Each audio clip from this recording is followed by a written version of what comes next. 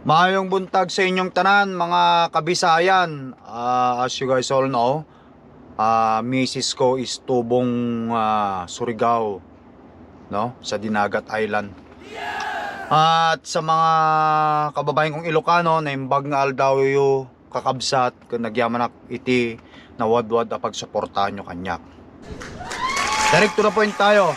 As per Mr. Marco Obando, friend natin yan, aka Pinoy Tracker, hindi daw ako makakapasok sa Q-Line.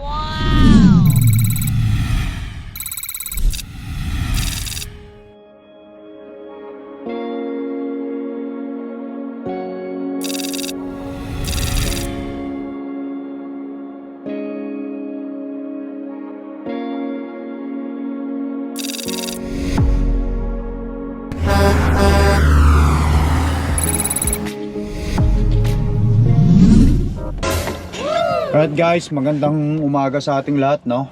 Once again, it's Lakay Tracker here. At nandito tayo ngayon sa Usuyos, British Columbia. Magpipick up tayo rito. Para sa mga nakasunod, no? Yun nga, yung nagpunta tayo ng Vancouver, nakapag-deliver tayo kahapon. Tapos ngayon, inutusan tayo dito sa Usuyos, British Columbia. Magpipick up ako bukas, tama-tama, may pagkakataon. But anyway guys, tumbukin ko na lang, diretsohan na to. Napanood ko yung reaction video ni Pinoy Tracker. Alam nyo naman, kami ni Pinoy Tracker, magkapit-bahay kami. Sa mga hindi familiar sa vlog ko, meron kaming collaboration ni Marco, no? About 4 years ago, kung hindi ako nagkakamali. Balita! Boss, pagkakataon ngayon, sa unang pagkakataon mga kaibigan, yan, tignan nyo, nakasama natin si Boss Marco. Thank you boss at nadalaw mo ako dahil... Bakit boss ang tawag mo? Hindi naman kita kriyado Idol na lang pala.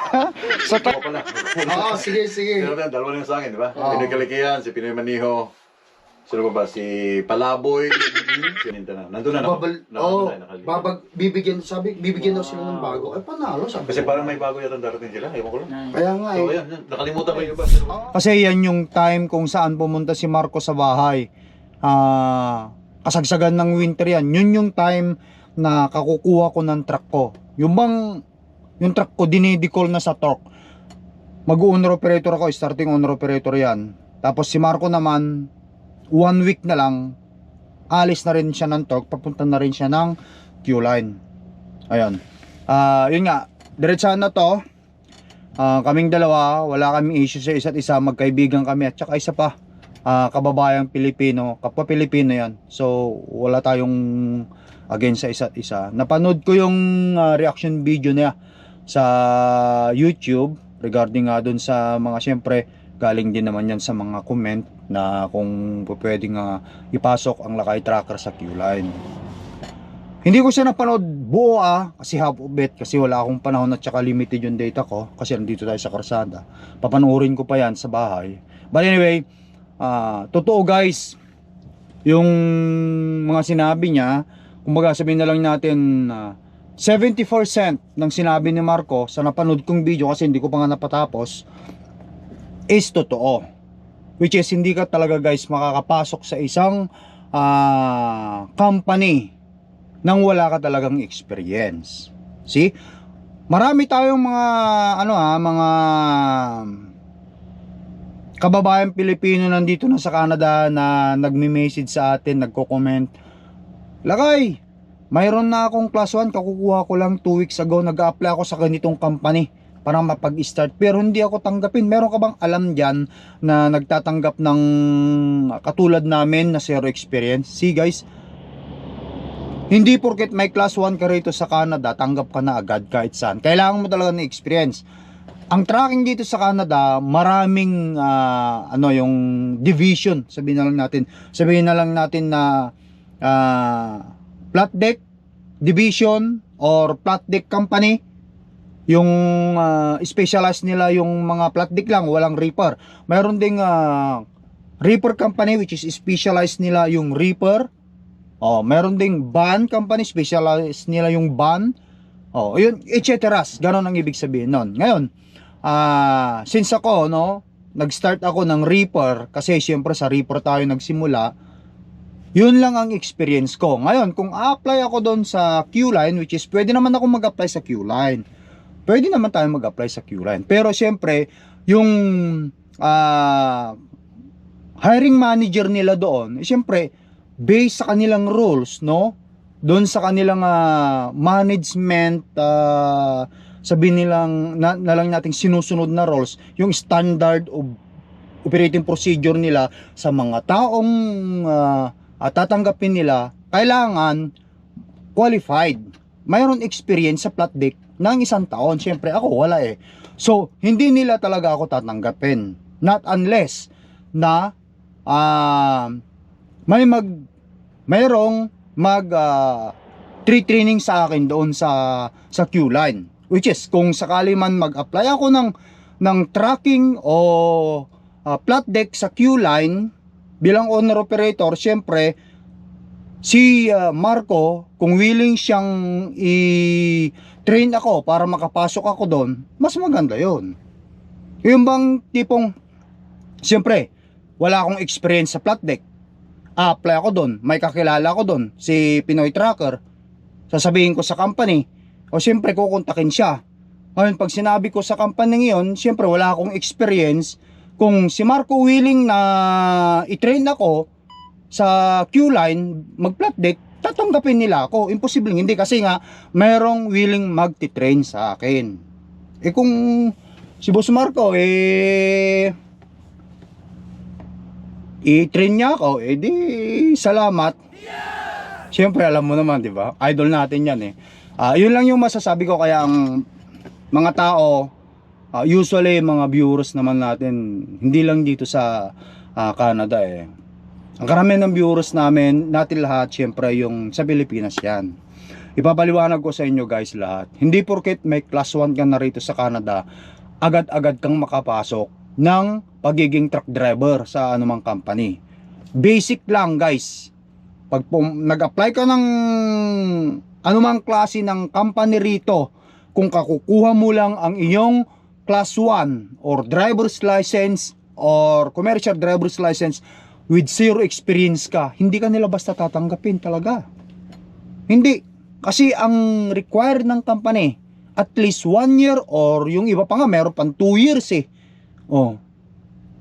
Hindi ganun kadali. Kaya marami tayong kakilala pa hanggang ngayon na nakakuha ng class 1 nila, commercial driver's license nila, na hindi makapasok ng company, gawa nga ng hindi sila tanggapin kasi 0 sila ng experience. Gaya ko, 0 ako ng experience. Kaya naman ang masasabi ko sa lahat, kailangan ko talagang makakuha ng experience kung lilipat ako sa flat deck, which is siyempre mayroon akong truck. Ang company ng Q-Line, affiliate ng Powerlease. So ang Powerlease, papayag silang lumipat ako sa Q-Line. Ngayon ang problema pang isa dyan, maraming problema, maraming factor, no? Kung dadalhin ko ang truck ko sa flat deck at mabibigat yung hinuhol ng flat deck, ang truck ko hindi specified sa ganong klase ng hauling. Hindi ganong klase ng pangarga. Kasi ang truck kong ito, hindi siya aspect. Hindi niya kaya yung mga ganon. Although kaya kung sa kaya, pero hanggang saan yung truck mo naman yan? Kung sakali man, baka wala pang 1 buwan yan, dali mo na naman yan sa pagawaan kasi transmission or etc, di ba? So ganun yun. Kung owner operator ka, kailangan mo rin timbangin talaga, o kaya mo titignan kung saan mo dadalhin yung truck mo. Kailangan alamin mo kung ano ang aspect lang ng truck mo na kaya niyang i-haul. Yun yung gusto kong ipakita at sabihin sa mga kasamaan natin. Pero kung ako ay company driver lang sa ganitong nangyari sa company ko ngayon, wala na ako dito sa torque ngayon. Did I say it again? I mean, wala na ako dito sa ngayon company kong ito. Kung ako ay company driver lang, wala na ako. Ay mahirap kasi ang ako owner operator, tapos ang truck kong ito kinuha ko sa powerless. Yung powerless, kapag ka lilipat ka ng company, kailangan yung affiliate nila. Hindi mo basta mailipat dito sa iba Ibang marami namang company dyan, kaso nga lang hindi nila affiliate yung mga company na yan Yun ang pinirmahan mong kontrata nung kinuha mo ang truck, kaya kailangan mong sundin. Hindi basta-basta kasi yan marami kang dapat i-consider. Sa mga sumusuporta sa video vlog ng Lakay Trucker, no, ang masasabi ko lang din naman, maraming salamat. Tama kayo, konting tiis na lang. Malay mo, matapos ko nga ang truck, di makakalipat tayo kasi malapit rin lang naman na At tungkol naman dito sa mga sinasabi ng mga ibang tao kung ano-ano yung spectaculasyon na reason bakit ganon nga ang pinagawa sa akin ng company sa mga vlog ko. Huwag nyo lang huwag na kayo mag-isip. Basta't sumunod na lang kasi rules nila, policy nila. Pero malalaman din natin kung ano talagang rason kasi inaantay ko pa bakit ganon nga. Hindi pa ako magbibigay sa inyo ng conclusion kung anong reason talaga. Pero iba-vlog ko rin siyempre para sa ating lahat. Ayokong bigyan nyo ng hindi maganda ang company ko ngayon. Kung ano-anong mga sinasabi nyo. Nababasa ko na ganito. Ang daming RT. Hindi ko inaano yung ano nyo siyempre side comment nyo yun. Kumbaga sa reaction nyo yun. Pero wag na lang kayong magsalita hanggat hindi pa natin nalalaman kung ano talaga yung tunay na dahilan. Ngayon, wala natin magagawa, dinelete ko yung lahat ng mga video na yun. So yun talaga. But anyway guys, yan thank you for watching. Parating nyo kay Marco, kay Pinoy Trucker. Kung willing siyang i-train ako, syempre matik na yan. Yulay na tayo nyan. Hanap na ako ng mapag-disposan ko ng truck ko at kunin ko na yung equity ko at mag-company driver na lang ako. Wow! Di ba? Ganun yun guys. Well, anyway guys, thank you for watching. Ayan. At hanggang sa muli natin pagkikita. Ito muna ako sa washroom dito at bawas-bawas muna. Guys, thank you. Ingat lagi. Shout out sa lahat. Naimbag daw ka kuya amin po. Peace up. Bye.